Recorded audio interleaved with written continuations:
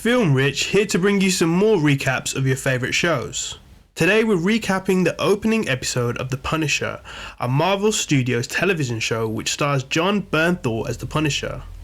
Following the announcement of the Punisher being one of the leads of Spider-Man Brand New Day, I thought I should give it a watch, and I have to say I thought it was excellent.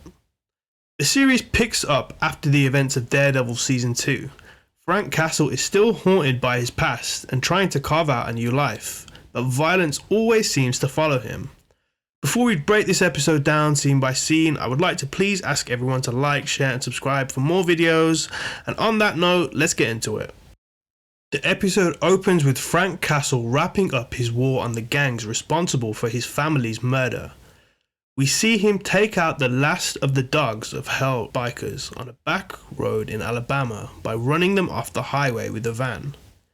Next, he snipes a cartel member from across the US-Mexico border in El Paso. And finally, at JFK Airport, he strangles the last surviving member of the Kitchen Irish in a bathroom stall. With his revenge seemingly complete, Frank tosses his skull vest into a trash can and burns it. 6 months later, Frank is back in New York under the alias of Pete Castiglione. He's working construction in Brooklyn and spending most of his days hammering away at walls with a sledgehammer to vent his anger. His dreams haunt him with distorted memories of his ex-wife and 2 children who were all killed.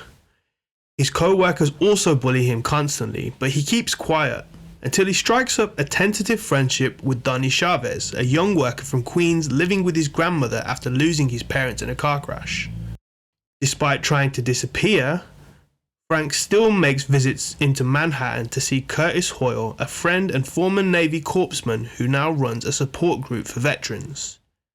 Curtis, who lost part of his leg in combat, is one of the few people Frank still trusts. Curtis encourages Frank to open up, but Frank mostly listens.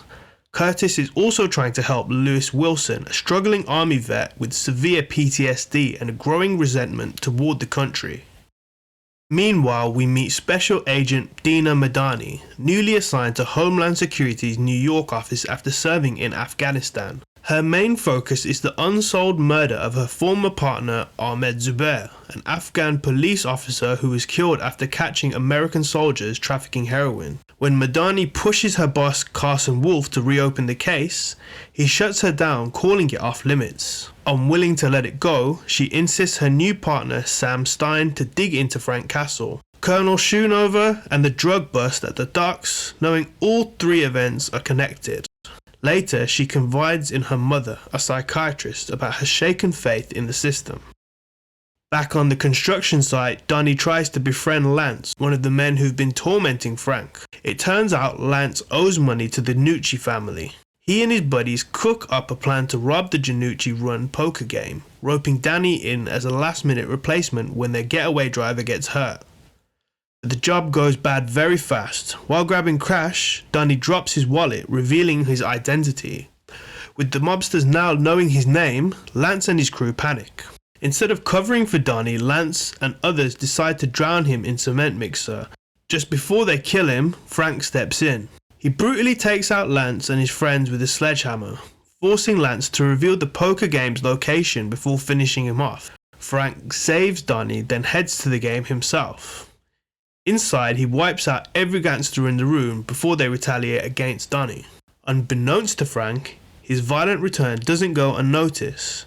Surveillance footage from the Janucci massacre gets flagged by a hacker named David Micro Lieberman, comparing it to old hospital security footage of Frank.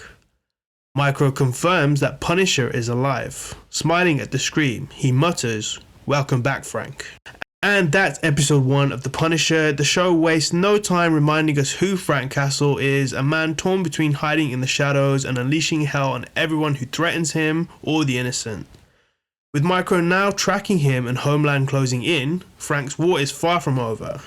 Thanks for watching and be sure to stay tuned for the next recap.